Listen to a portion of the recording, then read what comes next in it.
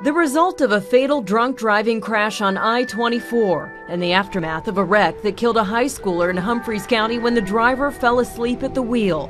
Two different causes for these tragedies, the same end result. Being tired can absolutely play a factor in your spatial perception and, just your overall alertness, how alert you are when you're driving. Fox 17 traffic reporter Erin.Como and I took to a closed driving course set up by the Franklin Police Department to see for ourselves just how similar impairment is between driving drunk and driving drowsy. This is a little bit scary. With a late bedtime and just 4 hours of sleep, we kept Erin awake after her appearance on Tennessee Mornings to compare her driving skills with mine. For this course, I'll be wearing these goggles. They make the stimulus in your eye react with your brain in a way similar to drunk driving. My artificial impairment could be compared to being legally drunk, and it showed on the course. The same path that I drove through flawlessly with no impairment became a bumpy ride as orange cones were toppled and plowed.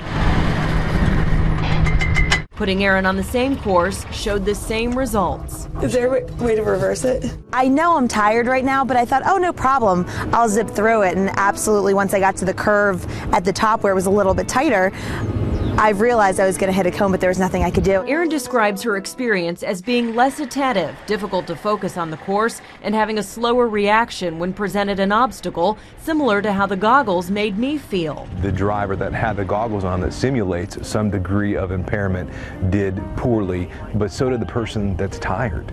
And so certainly you can make a parallel that being tired takes some of your focus and attention needed to successfully navigate this course. What could happen on the road?